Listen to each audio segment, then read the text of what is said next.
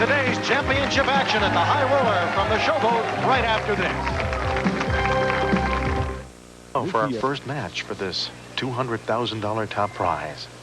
This is Mike Taylor from Quakertown, Pennsylvania, going against Robert Smith. And here's his first ball. Nice start. Earl, they've been here all week. They get to this point. That has to take all the butterflies out when you start like that. Getting through the first 2 or 3 shots, Steve, are the important ones. Once you get past that point, then you can really get into the match. But right now, for this young man, I'm sure for Robert Smith, it's he probably can't even feel his feet on the approach right now. He's floating just a little bit above it.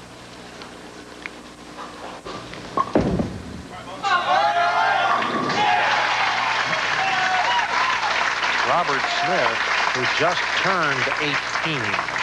He's on Team USA.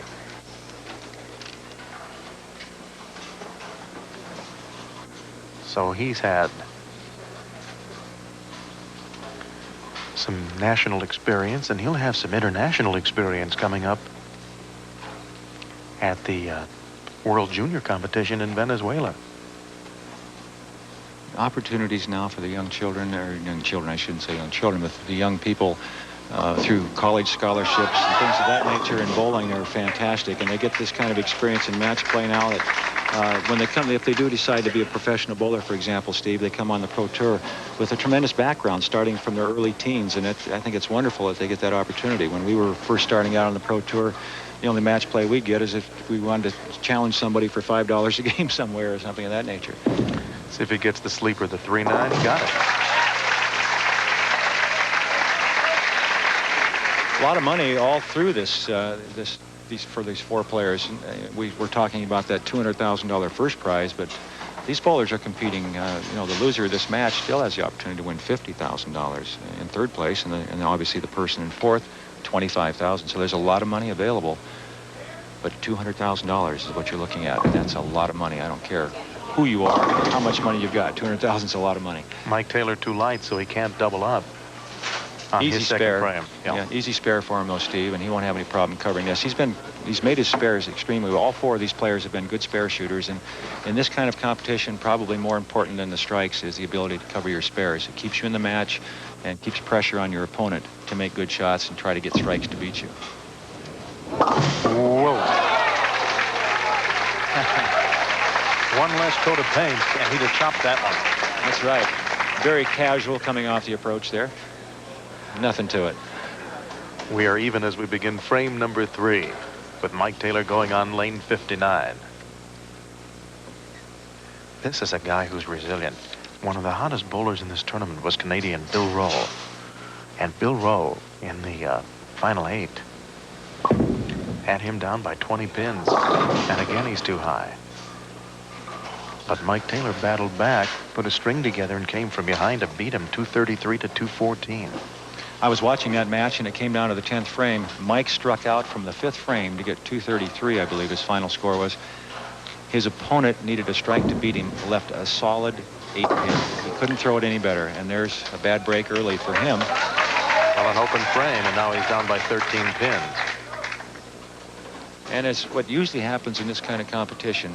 Your opponent, when you make a mistake, jumps on you. He gets that next 2 strikes and just emphasizes the mistake you made and takes a commanding lead. So we'll see what this young man can do with this early opportunity in the match.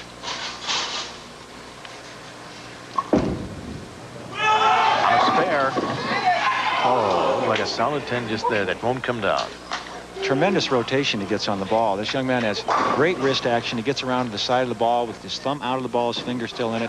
That's what creates the power you just saw when that pin come flying across the pin deck and almost got the 10 pin. That's the rotation he puts on the bowling ball.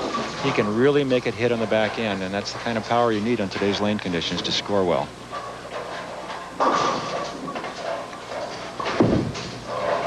Whoa. And he just let his lead evaporate. And that's the pressure of bowling for this kind of money. And again, if they can get through the first 2 or 3 frames, usually that pressure will lighten up a little bit. And sometimes it's good to make a mistake early. It makes the butterflies go away. You start getting mad at yourself, and you concentrate better, and you make better shots. Let's see if you can do that. Robert Smith up by 1 pin now as he begins his 4th frame.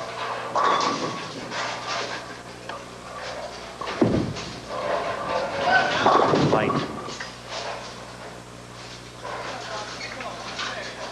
See how he's talking himself Yeah, down. and what he's saying there, Steve, he's saying slow down, slow down. And he doesn't mean the ball now. What he's means when he says slow down, he's talking about his feet. You watch him, you get up, watch when he slides at the foul line. See how he's a little bit sideways there? He's sideways because he was ahead of the ball and he had to pull the ball through to catch up, and that made him not have good leverage and good rotation. Didn't get back to the ball. He gets a 1-4-8 combination for a spare. And we'll return with his first match between Mike Taylor and Robert Smith, with Mike Taylor trailing by a pin going into the 4th frame after this. Welcome back to Robert Smith competing. And Robert Smith begins his 7th frame even. He's working on a strike. He left open frames in the 3rd and 5th. And there's Mike Taylor, who had his open frames in the 3rd and the 6th.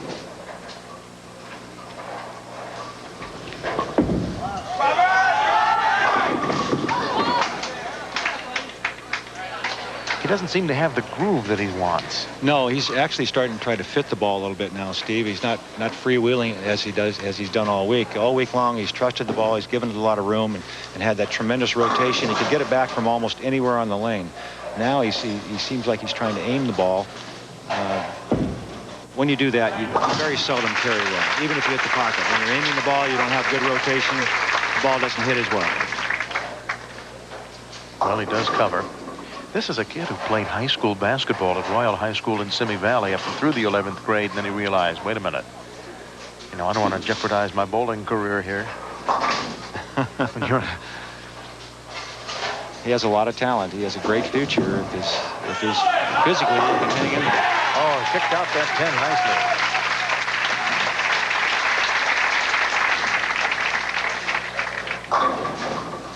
It's the biggest opportunity of the match for Mike Taylor. He's on a strike here in the 7th frame, bowling in the 8th. Here's a replay of that last shot. You can see his reaction. There's Bob Smith. He's pumped. The enthusiasm of youth, huh? Right. And Taylor here again can really put the pressure on 18-year-old Bob Smith with a strike here.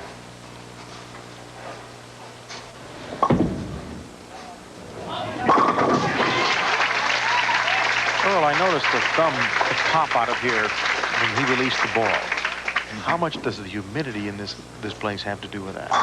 Well, that I'm sure is part of it, but again, he likes to use a tight thumb hole, and some of the players, when they use the tight thumb hole, if they don't completely relax their thumb at the point of release, they won't get out of it at all. So maybe part of it is the perspiration you're talking about, Steve, but I think his, as you see his push, see how he has to push his thumb to get it in the hole, whereas most players just slide the thumb in and it comes out very easily.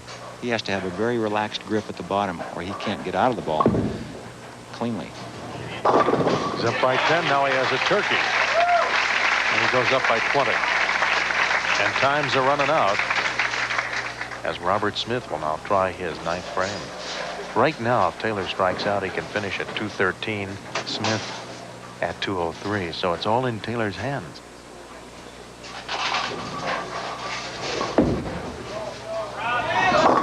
Too high. Hit the head pin and almost got the biggest steal of the game.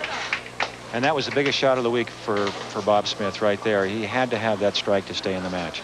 Now he has to rely on Mike Taylor and make some mistakes, and the way Taylor's throwing the ball right now, I don't think that's going to happen.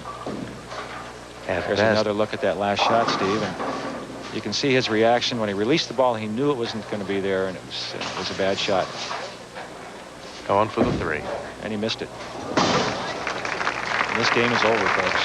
Anyway, Robert Smith finishes with a 160.